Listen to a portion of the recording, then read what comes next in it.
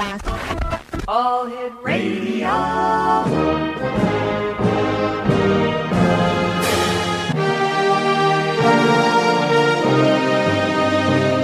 Welcome to the X Zone, a place where fact is fiction and fiction is reality. Now, here's your host, Rob McConnell.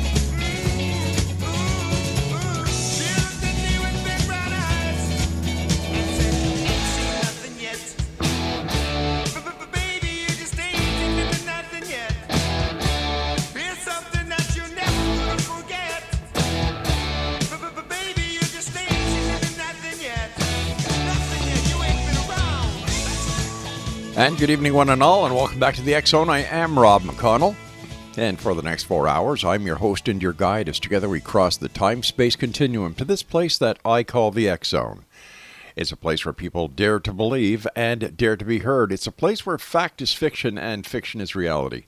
And the X Zone comes to you Monday through Friday from 10 p.m. Eastern until 2 a.m. Eastern. Right here on the X Zone Broadcast Network, Talkstar Radio Network, Mutual Broadcast Network, and our family of broadcast affiliates right around this world.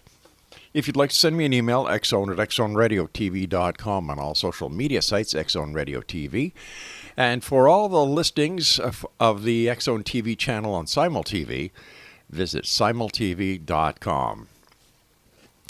My first guest tonight, X Zone Nation, is Karen Lake. And Karen's going to be sharing an experience with us that she's had. And why don't we just bring Karen on and say hi to Karen. Hi, Karen. How are you doing tonight? Oh, I'm doing great. Thank you. All right, Karen, tell us a little bit about yourself. Well, I was the oldest child in a family of 8 kids. I was a hairdresser. I'm a master Reiki therapist, and I was raised by a very psychic woman. She knew when people were going to die, and she knew, like one year we bought her a dishwasher. Right. And she told us, you guys better take that back because I just bought a dishwasher. She knew things before they ever happened. So that's what I was raised with. And it just piqued my curiosity. And later I joined the Theosophical Society and studied a lot. And I never thought I would ever have this experience I had. I was living in the mountains in northern Idaho, and I couldn't see my neighbors, but they weren't too far away. But it was still kind of isolated, and that's where the experience took place. Why don't you share that experience with us? Okay. Well, I have it in a book, and could I just read it? Because with this brain aneurysm, if I go through my memory, then, and I have any stress at all, then I leave stuff out. Oh, I see. So sure, read it out of the book, dear. Okay. In 2001, I was working in a casino in the state of Idaho. In November. It was my night off work. I went to bed at around 10 p.m. At exactly 2:30 a.m., I saw the clock on the dresser. Then I looked at the foot of my bed, and there I saw 3 aliens known to me as the Greys. I tried to get out of bed, but could not move a muscle except to turn my head. I felt frantic, like I was trapped. I could feel the beings working on me or whatever it is they do. Something was inserted into my left ear, and it felt like a hornet buzzing around, which was really strange. I don't know how long all this lasted, but the next thing I knew, my vision changed into a kaleidoscope vision with colors of greens and whites. This was a lot calmer on me than the hornet buzzing in my ear. I don't know how long they worked on me, but I knew I was chosen for some reason. The reason has not yet been shared with me to this day. How has your life changed since that experience you've had?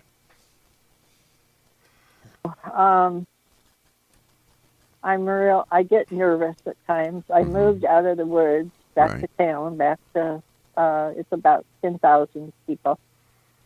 And I just,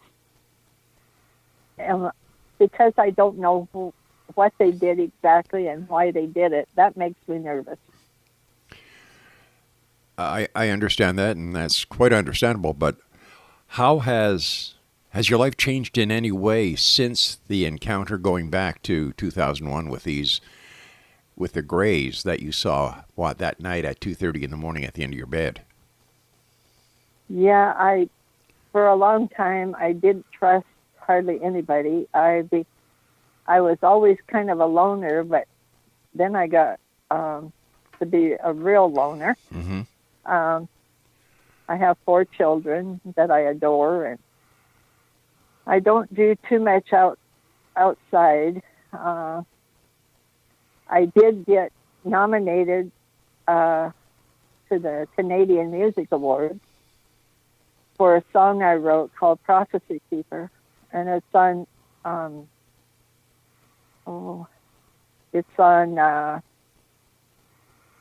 I believe it's on YouTube, right?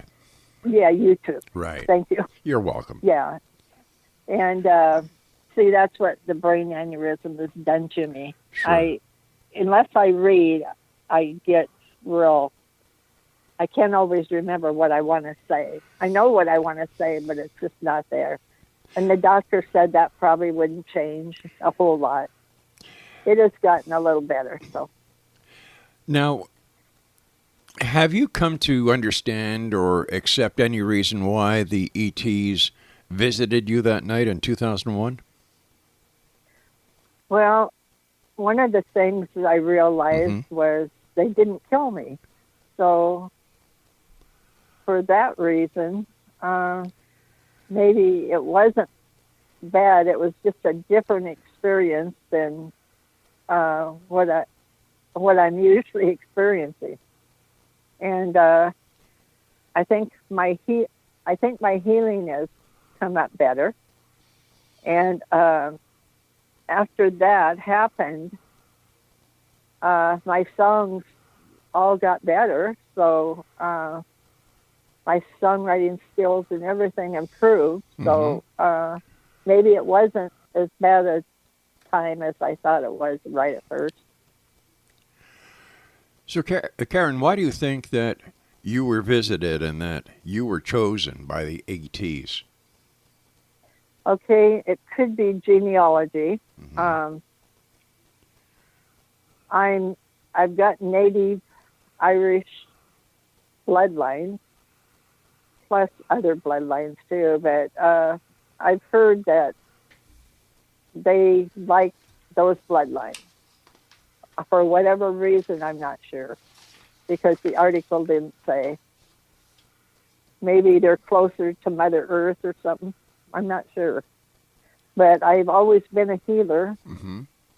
Even before I took the Reiki, my mom would always have me work on her. She didn't tell me at the time, but years later, she told me she knew I had healing abilities. So I helped her a lot with her arthritis and her lupus. And so I think that's one of the things. One of the things that has changed a lot. Now, after you had your experience going back to 2001, did you report the experience? Did you go and see your family doctor and say anything to him to see if there was anything in your ear, or did you just handle it yourself? Oh, I handled it myself. I know I haven't ever told the medic. I don't trust them. I don't trust the medic. There's some people in the organization to do with alien phenomena that I would have trusted, but I never ever had a chance to really go with them. So I just kept it to myself for all these years. It's been 20 years, by the way. Yeah. All right, Karen, you and I have to take our first commercial break. And X-Zone Nation, our guest this hour is Karen Lake. And we'll be back on the other side of this short break talking to Karen more about her experiences, her life, and her ET experience. This is the X-Zone. I am Rob McConnell. We're coming to you from our broadcast center and studios in Crystal Beach, Ontario, Canada. If you'd like to send me an email, xzone@xzoneradiotv.com, and we'll be back. After all, this is a place where people dare to believe and dare to be heard. It's a place where fact is fiction and fiction is reality. And this is the X-Zone, Monday through Friday from 10 p.m. Eastern until 2 a.m. Eastern, right here on the X-Zone Broadcast Network, Talkstar Radio Network, Mutual Broadcast Network, and our fine family of broadcast affiliates right around this great big world of ours. Don't go away.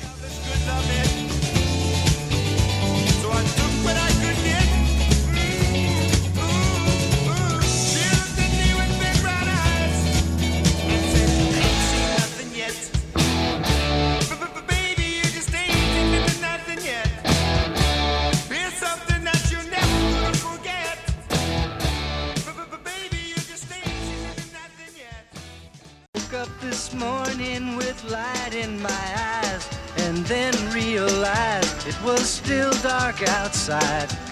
It was a light coming down from the sky.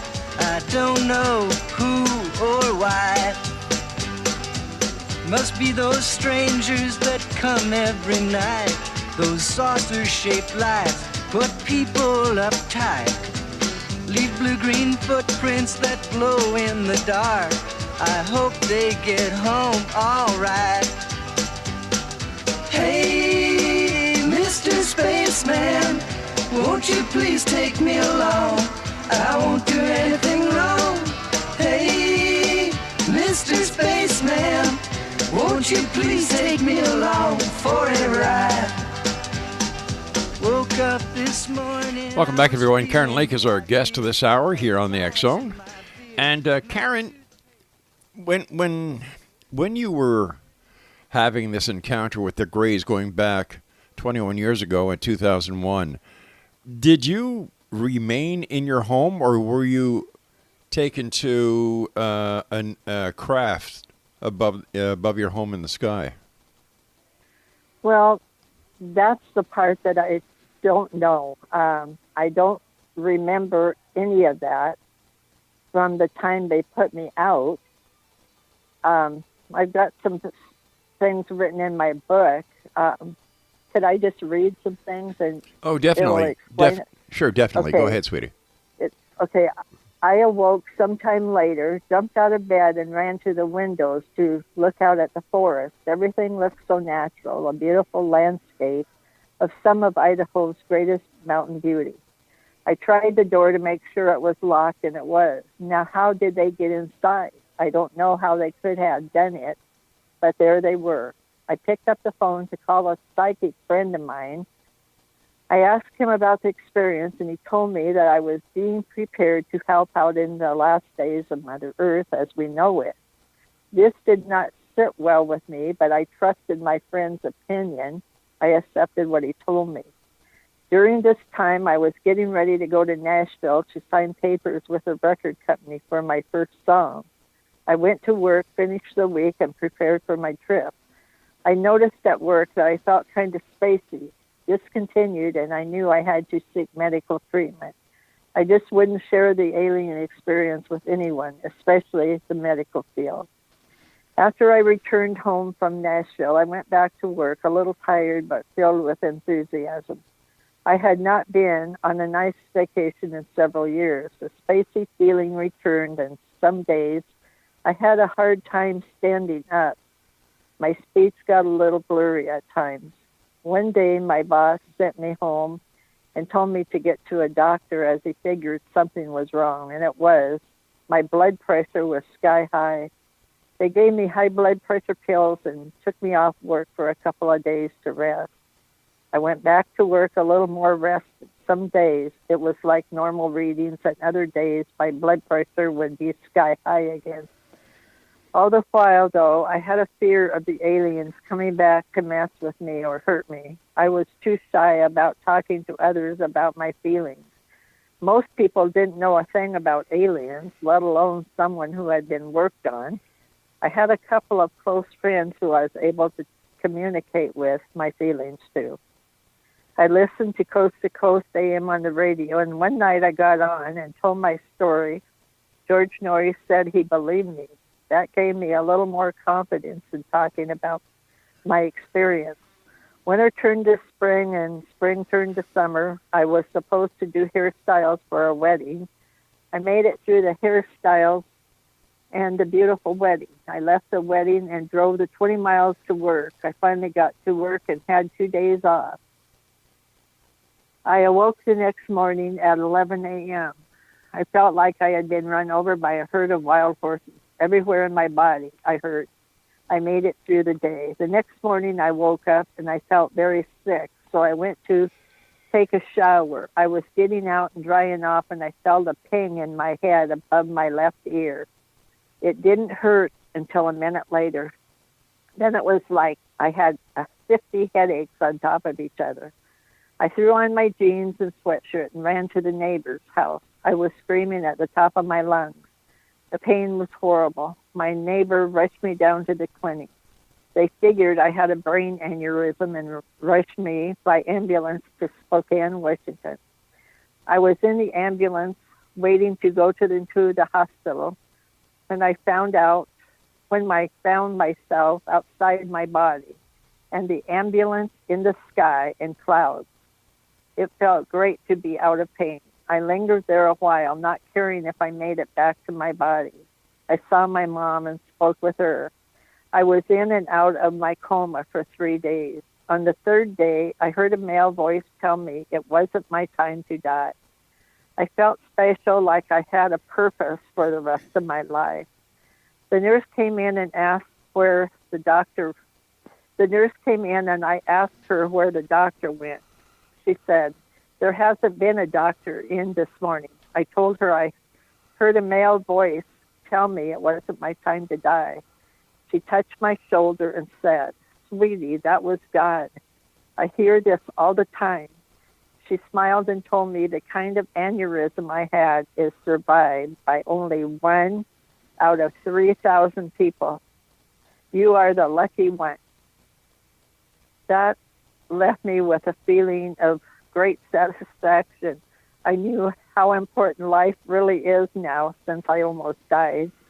I knew I was strong, but this was proving to be too much. The days in the hospital went by fast. I was able to return home after staying with my daughter for a week and my dad for 5 days. Getting back home was great, but I had a lot of ups and downs. The weeks flew by and turned to months and years. I had to learn to read again, and it took me 6 years to read a book.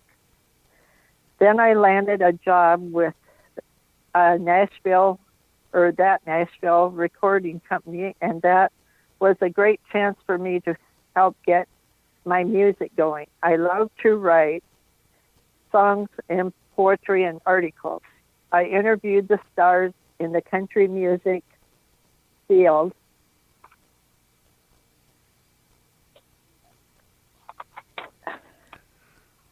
Is that it? No, I'm getting the page. Oh, okay.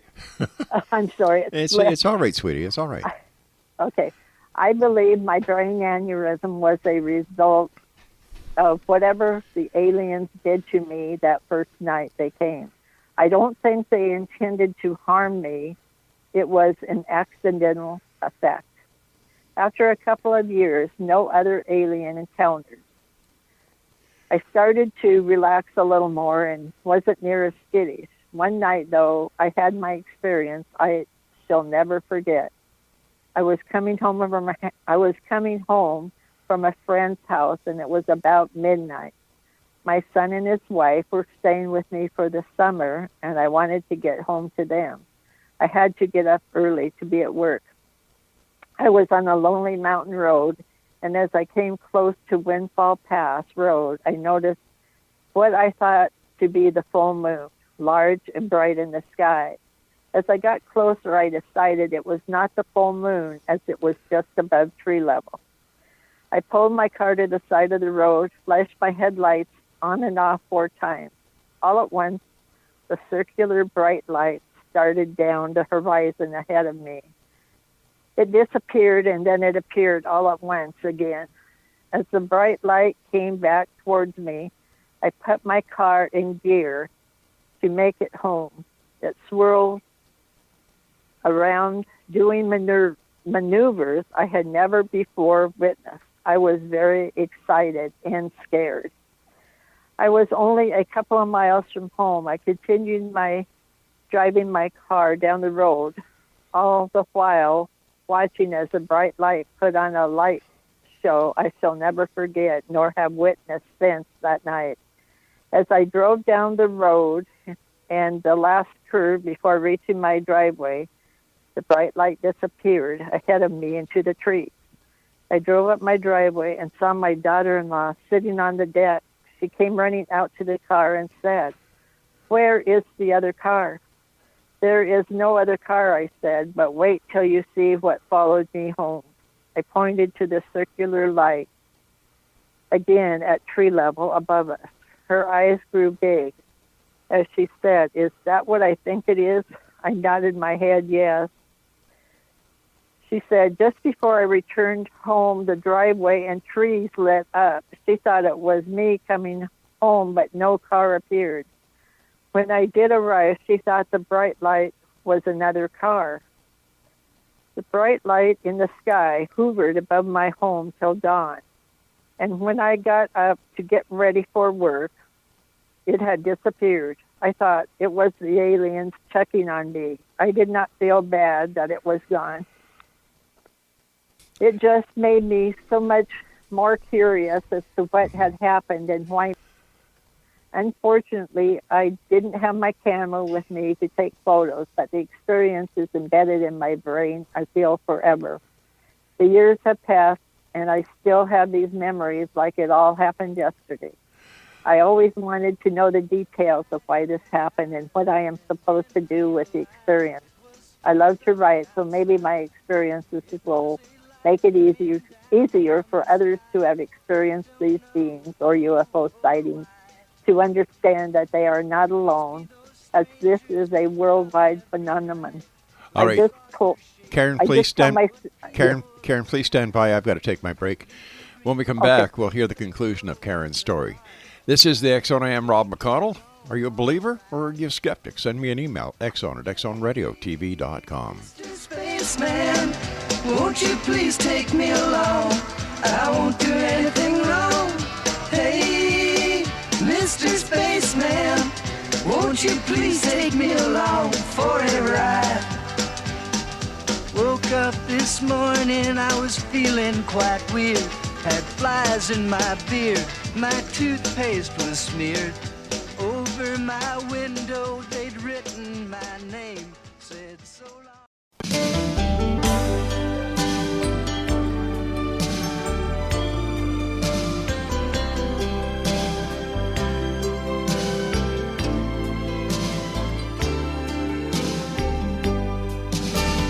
Girl, you are to me all that a woman should be, and I dedicate my life to you always. A love like yours is rare. It must have been sent from up above, and I know you'll stay this way for always. And we both know that our love will grow. X Zone Nation, our guest this hour is Karen Lake. and Karen has been sharing with us her experience, her encounter, her abduction, going back to 2001 in Idaho. First of all, Karen, thanks very much for joining with us tonight and for sharing your story with the X Zone Nation. Before we went to the break, you were telling us that you had gone, I forget where you said you were going, but you were coming home in the dark roads, and your son, your family, you had family down for the summer, and when you got home, I believe it was your daughter who asked you where the other car was. And you also told us that you showed her the light or the UFO, and that the UFO remained over your home until daybreak. And you really believe that they had come back to check up on you?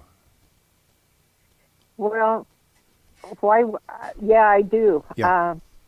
I just think that they were just checking up, maybe to see if I was all right or where I was living, or I don't know. Why would it be there? That's true. And now, were there any other sightings of this object in the skies over where you lived that were in any of the newspapers, on any of the radio shows, or that had been reported to the sheriff's office? Not that I know of. If there were, I didn't hear of any, but that doesn't mean they weren't. But I had seen a couple of other sightings in that time frame, and sometimes coming from Spokane, Washington, where I visited my family, on the way back, I'd see different things in the sky that sometimes they just stood still. And like this one episode I just talked about, it was stationary. So this light in the sky, or what you at first thought was the moon, but then it wasn't the moon. Was it because it was moving, or is it how I'm trying to understand how you came to the conclusion it was a UFO if it didn't move? Well, not all UFOs have to move. They can just stand there. But then when I flash my headlights on and off, that's when it moved. Okay. So it did move. It was answering me, I think. All right. And then did it follow you home and remain over your home? Is that right? Yes. It remained over the home till dawn. And then it was gone. Now, have you seen that UFO since? No. No. Now, prior to your UFO experience in 2001, or I should say your alien contact in 2001, had you had an interest in UFOs and aliens? Yes, we live in a great big universe, and I just knew we couldn't be the only ones here. I'd read and studied about them, and I had a curiosity, but I didn't ever think I would be in that position. I do remember one episode of being inside a UFO, like a 2 or 3 level one, and I recognized some of the people. I couldn't tell you who they were, but I know I recognized them at the time. And we talked, and that's the only time that I remember being in one. Based on your experiences, do you think that there is an organized agency that is in charge of the alien agenda? Yes, I do. And what brings you to that conclusion? Well, I think it's with the governments of the world, and with the whole universe. I think there's got to be a connection there. And whether or not they use it for good or not is one thing. Not all of them would, and not all of them wouldn't. I don't understand that. Are you saying that there's a cover-up in place? Oh, I think there's a big cover-up, yeah, Why do you in our think? country. Why Why do I think that? Yeah. Well, I just read different articles, and I think our government would be a lot more social, people-friendly, and wanting to get to the bottom of wanting to bring the truth out, is what I should say. Wanting people to know that all of this exists, and they keep denying it. And people like me all over the world sees them or has experiences.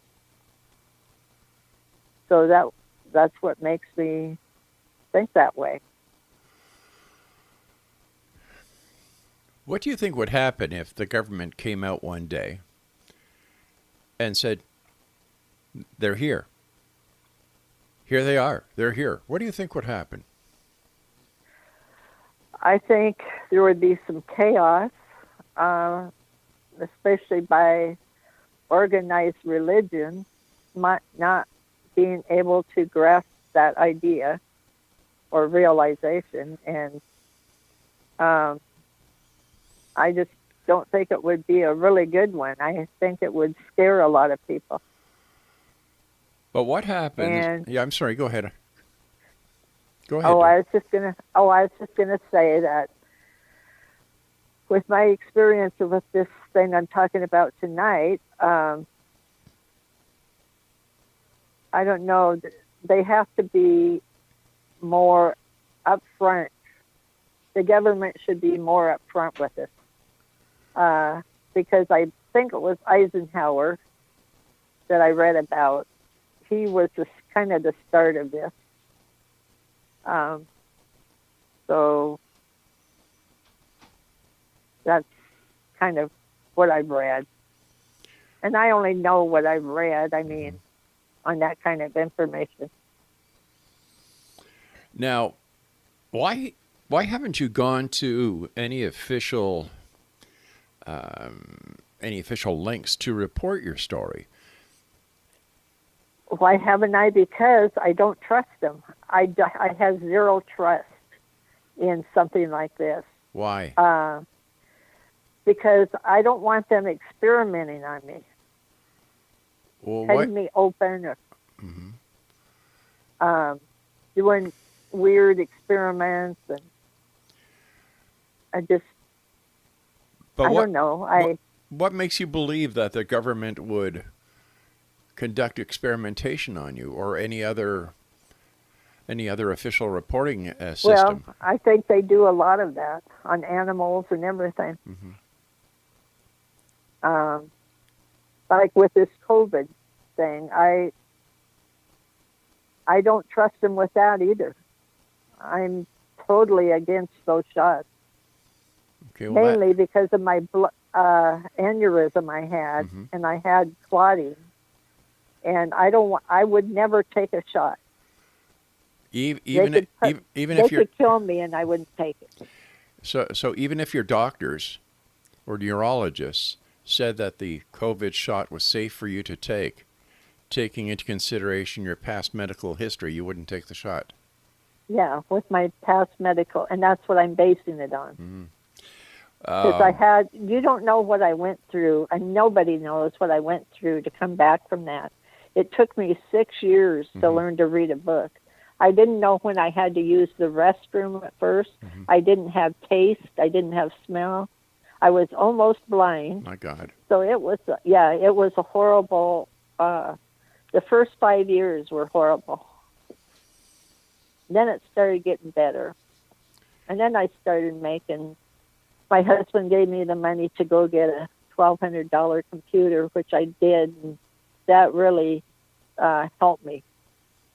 It really, because I could enlarge the letters, because my eyesight I still have trouble with it. Oh. Well, all right. And Karen, we've got to take our final break, so please stand by. And Exo Nation, our guest this hour is Karen Lake. And it's one heck of a story. We're glad that you're recovering on the road to recovery, Karen. And we thank you for sharing your story with us. And we'll hear the conclusion of this story on the other side of this break as the X Zone continues right here from our broadcast center and studios in Crystal Beach, Ontario, Canada. If you'd like to send me an email, xzone@xzoneradiotv.com. On all social media sites, Xzone Radio TV, and the Xzone TV channel is exclusive to Simul TV. Don't go away, we'll be back. It must have been sent from up above, and I know you'll stay this way for always. And we both know that our love will grow, and forever it will be.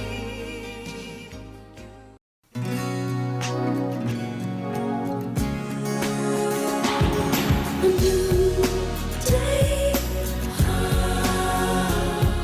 a new day. I was waiting for so long for a miracle to come. Everyone told me to be strong. Hold on and don't shed a tear. Through the darkness and good times, I knew I'd make it through. And the world thought I had it all, but I was waiting for you. Hush now. And welcome back. Karen Lake is our special guest. And Karen has been sharing her incredible stories about alien abduction, alien contact, UFO sighting, near-death experience, and her fight back from a brain aneurysm. And Karen, I want to thank you so much for joining us tonight. It's great having you with us, and congratulations on getting back from the near-death experience as well as your health issues that you've had. Thank you. Karen, have these experiences changed the way that you look at society and how you look at people and how you feel and interact with people? Yeah, it does. I always want to help people. That's my nature. And so, do you know who Rosemary Ellen Guiley was? Yes, I did. I've had her on the show many times. Well, okay. This article I read tonight was from her book that I wrote the article for. And I have one little more paragraph and then something that she wrote. And it's just a small paragraph. Sure, if I could finish that, please. Then it would explain a little more. Please, dear, go Okay. right ahead. I always want to know the details of why this happened and what I am supposed to do with the experience. I love to write, so maybe my experiences will make it easier for others who have experienced these beings or UFO sightings to understand that they are not alone, as this is a worldwide phenomenon. I just tell myself there must have been a purpose for what I've gone through. I will do what I can to help or teach others. Now, here's the commentary she wrote. Karen Lake is among many contactees who have had health complications arising from their interaction with aliens. In Karen's case, she did not feel the complications were deliberately caused, but an accidental byproduct. Perhaps the aliens do not understand enough about human physiology. More significant were other changes, an increase in creativity, and a new sense of having a purpose in the advancement of human consciousness. These two are reported by other contactees. And that's it. What would you like to say to people listening tonight who may have had an experience but are not able to share their experience like you have? Just start writing. Keep a journal. I've got a journal that I don't always write in when I should, but I try to. And talk with other people. It helps me if I talk about it. And if you just keep it bundled up inside of you, it'll just eat you away. I mean, that's what I was letting happen. And then I thought, oh, I've got to start writing, doing some writing and getting it out. And my Native American songwriting started getting better after this experience. That's what was nominated to the Canadian Music Awards. And we didn't win it, but it was awesome getting the nomination. And it's a beautiful song. Mm-hmm. It's an awe-inspiring song, but it's also a very haunting song. What was your inspiration for writing the song? Well, I didn't have the inspiration at first. It wasn't my inspiration. It was it was the radio station, Prophecy Keepers Radio, mm-hmm. and I'm sure you've heard of that. No, I haven't. It was. Oh, you haven't? No. Oh, okay. Blue Otter was the owner of it, and he got a hold of me one day mm-hmm. to ask me if I would write a song called Prophecy Keepers. I said, sure, if it's meant to come, it'll come within a couple of days. Well, that was 9 a.m. when I got the email from him, and I had that song back to him at 6:00 that night. Now, when you say song, did you just write the words, or did you write the music as well? Yeah, the music came to me in my brain. The melody I mm-hmm. had down pat just from one time with it. So it was otherworldly. I have no doubt about that. And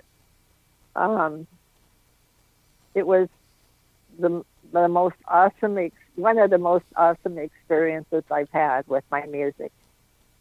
And I got Bunny Sings Wolf to sing the song. And she added another part, and I'm not saying she did wrong, but she didn't tell me.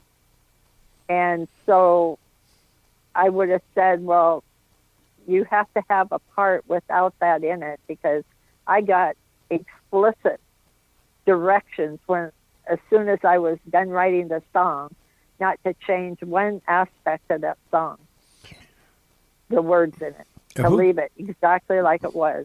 Who gave you these instructions? I don't know. It was just a voice in my head that said it. Or a knowing. Mm-hmm. I do that a lot.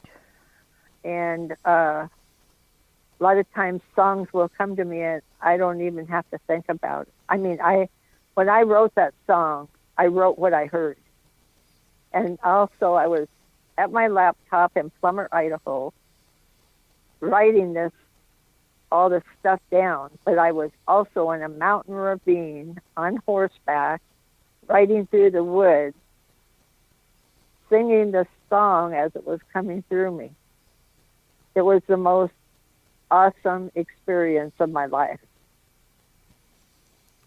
It affected me on different levels. You know, you sound like a very personable person. Why would you live alone in the middle of the mountains? Well, I love the mountains, and I wasn't really alone. There was a neighbor not too far away. I just couldn't see the house, to get... Mm-hmm. I couldn't see the house to get help. I see.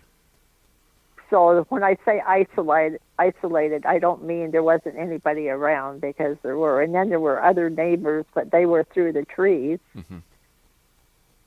So that's why I say isolated. Now, these other neighbors that live very close to you, not as isolated as I thought, did they see the spaceships that you saw over your house? I don't know. I didn't ever talk about it. No way. Yeah. We've got about 2 minutes left, Craig just told me. What would you like to share? What are your final thoughts that you'd like to share with the X Zone Nation tonight, Karen? I would like to say, if you've had these experiences or know other people that have had them, to please let them know it's okay, and there's help out there, and there's enough people that this has been happening with that you'll get help, and you're not alone. And I know I'm not alone. It's just you have to get word out, and I kept it in for way too long. I know that. Do you know who Daryl Sims is? Oh, sure. The alien hunter. Yep, the alien Yeah. hunter. I'm good friends with him. I was able to talk to him a lot, and he really helped me, writing back and forth and on the phone. And so, there's a lot of people to search out. And he started bringing me out of my shell a little bit, so I give him a lot of credit. Well, that's great to hear. So, Karen, I want to thank you so much for joining us and for sharing your story with us here on the X Zone tonight. Yes, thanks for allowing me to be on your program. All right, you stay safe now and take care of yourself. I will. Thank you. All right. X Zone Nation, our guest this hour has been Karen Lake. Fascinating story, and Daryl Sims has been on the show talking about the UFO that keeps, that is in Earth orbit, that if my memory serves me correct, 500, was it 500 miles or even 30 miles wide by 6 miles high? Yep, that's the guy. Claims to have been a former CIA agent. That's another topic for another show. Well, we'll be back on the other side of this break as we continue here in the X Zone from our broadcast center and studio in Crystal Beach, Ontario, Canada. If you'd like to send me an email, xzone at xzoneradiotv.com, on all social media sites, X Zone Radio TV. And for all the programming available, that is on Simul TV, on the X Zone TV channel, channel 54, visit www.simultv.com.